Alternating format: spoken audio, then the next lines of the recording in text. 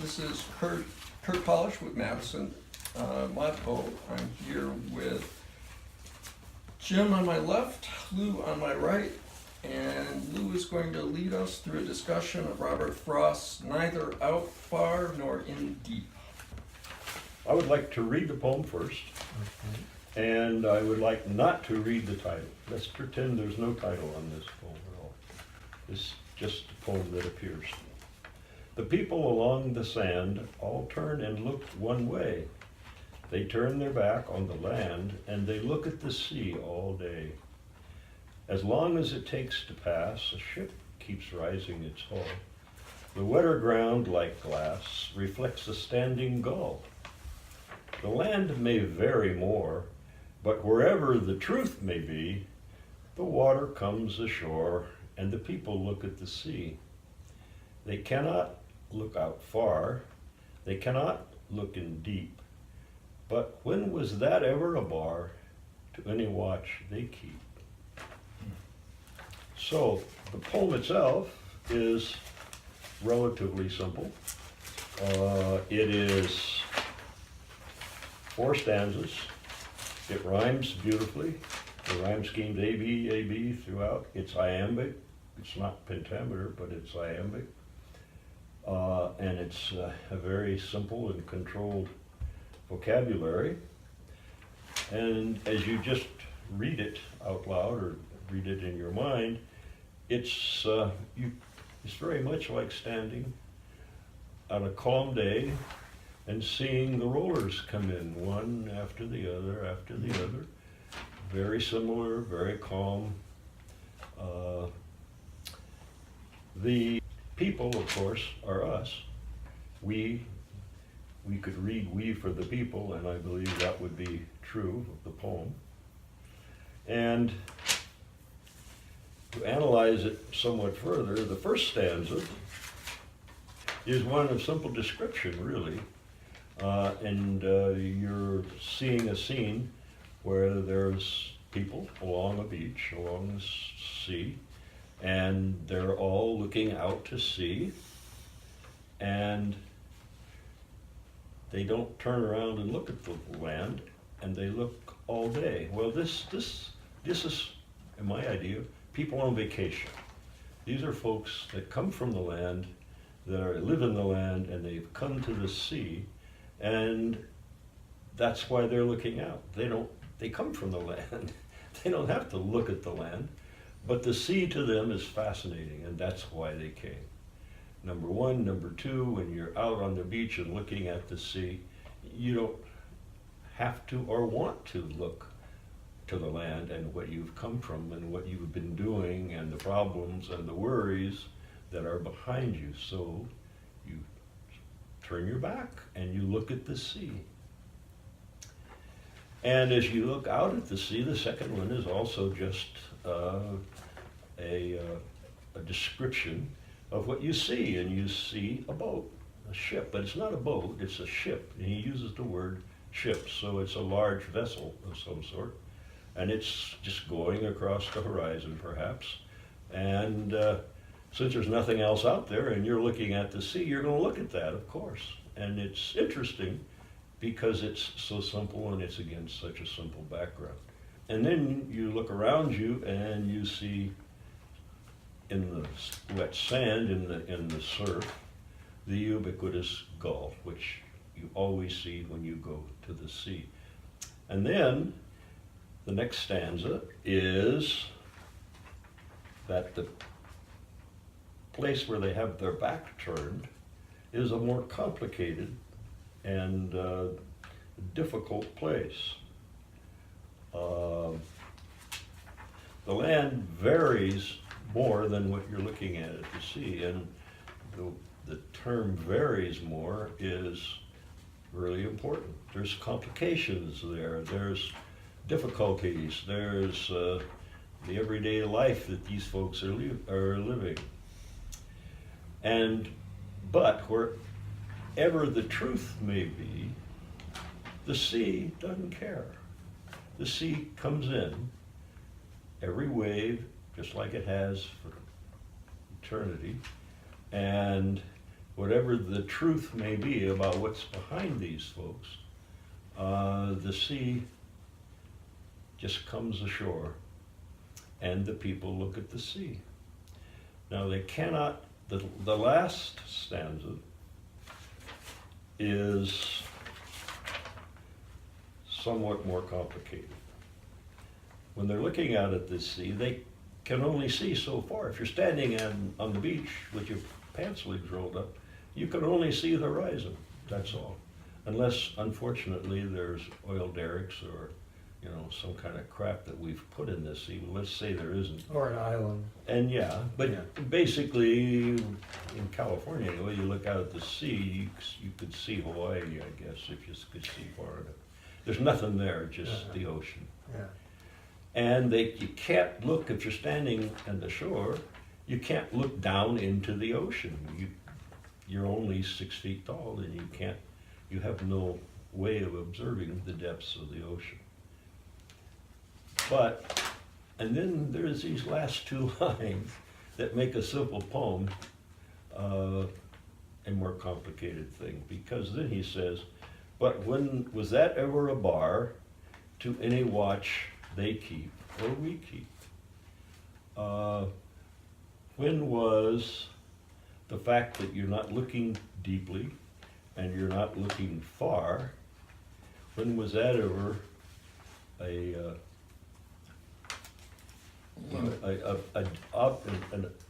object or Impediment. a bar, meaning you can't go beyond that. You don't want to go beyond that. To any watch that they keep, any thoughts that they have, any concerns that they have. And the word watch, I thought, was very important to these two people who know anything about the sea. Because if you're on any kind of vessel and you're at that sea, you keep a constant, careful watch. And a watch means it's a certain period of time. You have the first watch, the second watch, the third watch, and your job is to make sure that you keep that boat safe. You're looking out, you're looking around, you're making sure there's no danger, and you're ready to report that to the captain or whoever's on duty for the ship or the boat. So when was looking shallowly or looking nearly, not looking far, a bar to the watch? Well, obviously it is a bar to the watch. If you're not looking as far out as you can see, if you're not looking for things carefully, and you're not looking in the deep for logs or icebergs or God knows what, submarines, you're in danger. So the last stanza can be interpreted, I think, several ways. One is that these folks, us, that are standing at the sea are just shallow folks. And we don't want to go further than we are. We don't want to wade out. We don't want to swim. We don't want to look down in the depths of the ocean. Or the first way I interpreted it as I read it is, and it's because it also probably refers to me, and that is when I go, and I did go, and when I do go to the sea, I look out and I dream. I want to go out there. I want to know what's beyond there. Most of us can't do it because we got to go back to work, and most of us can't afford a boat. Most of us can't afford, voyages on entertainment ships. But we'd want to, and it's a great place to dream and to think about what could be or what might be. My next vacation maybe will be, a sailing trip somewhere or to Hawaii or something. But then we have the title, and now you have to go back and read the title because I said we shouldn't read the title. And the title is Neither Out Far Nor In Deep. And that infers, I guess, that the folks that this refers to, us, really don't go out far or don't go deep and that perhaps he is criticizing the folks that he's talking about. So that, it can be controversial. I read things about this, and some people get very deeply into the controversy about whether he was belittling humanity and the fact that folks are so shallow most of the Well, time. I'm wondering if the sentence, but wherever the truth may be, the water comes ashore. So where are the people standing? They're standing at the shore, at the edge, and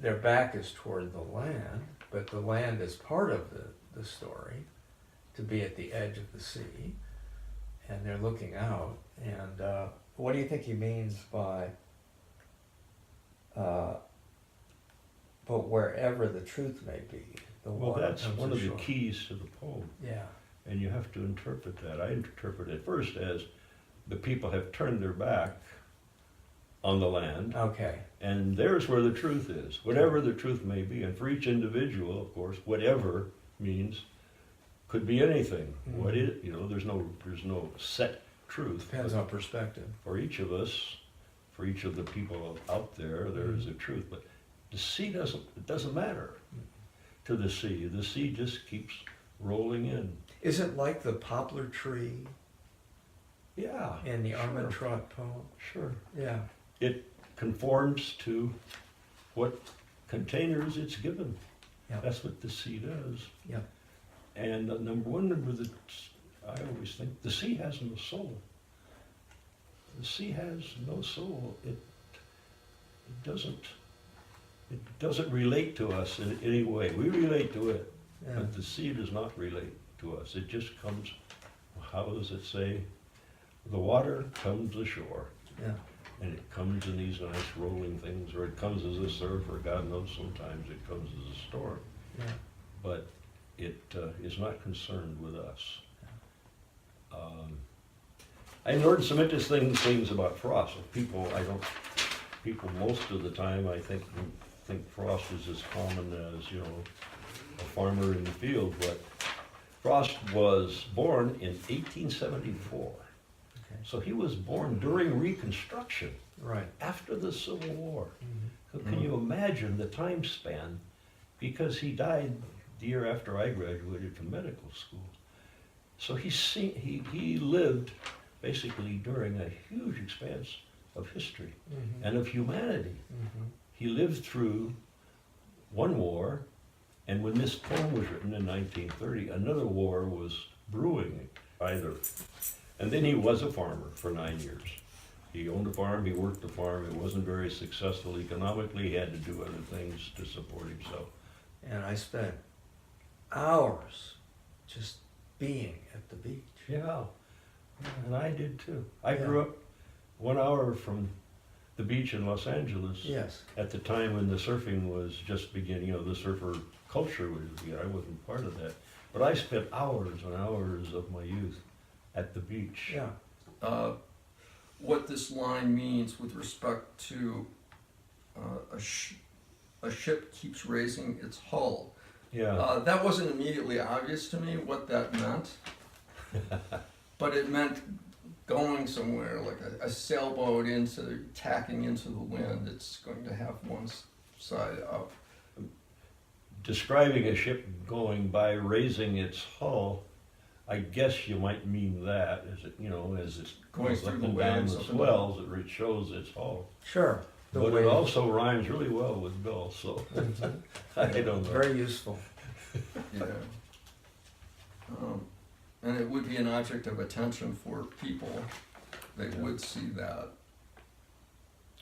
But the title also struck me as almost cynical. You could have titled this "At the Beach" or, something about vacations and people at the sea. But no, the title is that what this is about the people at the beach, Mhm. and they are neither far out nor deep. Mhm. Did you guys think of this as a cynical poem? Just essentially casting doubt on the ability of the people or declaring these people just don't get it. In other words, there is a symbolic level going on here. These people, they can't look out far, they can't look out deep. Right. The title Sure. is all about that limitation. Sure. And when was that ever a bar?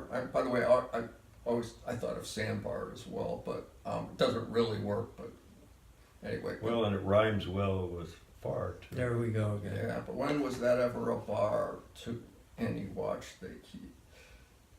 So despite their limitations, they're going to keep doing what they're going to do.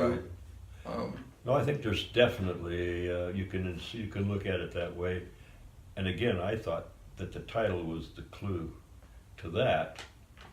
And you know, Frost was not always a really nice guy. No. There's sort of a flock mentality too of the people. What do they all do? They all do the same thing. Right. Well, they flock to the They'll beach. go to the beach and That's they stand exactly there right. and look at the out, gulls. yeah. And then And when then they're they in go Santa back and groups, find their truth, whatever Right. it is. So I'm not sure what the But the then simple I think- reading does to I my think he- idea of the gull and the being in I- between the land and the sea. I think that you could have the same deep watch in your backyard, and he would agree with that if you're really perceptive. Perhaps. But But what I took to be, again, a clue to this is that the last stanza, again, the words, they cannot look out far, doesn't mean they don't want, and he didn't say they don't want to, or they're not able to. Yep. They cannot look out far, and they cannot look deep. They are prevented from that. That's what cannot means. It means that they're not able to do that. That's right. They're not able because they're dumb, or they're not able because they don't have The horizon. scuba set. They don't have a There's a scuba limit. set, or they don't have a sailboat, or they can't get out there. There's a limit. Yeah, or one could read this as just being brave in the face of limitation by God. They're going Right. to keep trying. And they have to go back. They have to turn around. Eventually, they got to turn around Then and we're look back at to what's Ray behind them, Armentrout. After and all, then go home. after all, these people likely are at the beach for a vacation. They see and live in the land all the time. So give them a break. But I'm not sure that's really what Frost was doing here. He took this one moment and expanded it, I think, to be something deeper. Yeah, and I think it depends on us too. All right. If I could just get to this Okay, last go line ahead, one more go ahead. time. The reason why one thinks I lend towards the cynical interpretation are those last two lines. But when was that ever a bar to any watch they keep? As if, saying they don't, any watch they keep, it isn't like they keep watch. Right. But, they might if they feel like it. Any watch. Maybe they don't. Right. And that feels like the more cynical quality. Well, when you're moiling and toiling in your daily life, would it be apt to describe that as a watch? Isn't that a kind of automatic, robotic? Watch has the connotation to me of you're looking for danger. That's You're- right. Yeah. You're trying to get deeper into things. You're looking at it, Yeah. and The C term for a watch is very important. When you're on That's watch, true. that's the most important thing you do. yeah, And you're also, but you're paying attention. paying attention. That's You're right. paying deep attention. You're all attention. That's what you're for. And so the moiling And these folks, they're not very good at that. no, Yeah. Any watch they keep. right. Well, it's a great poem because one can read it different ways and see Right. different things. Sure. And Jim, I think you were saying perhaps this poem helps us see or understand ourselves, and the way we read the poem says something about ourselves. That's right.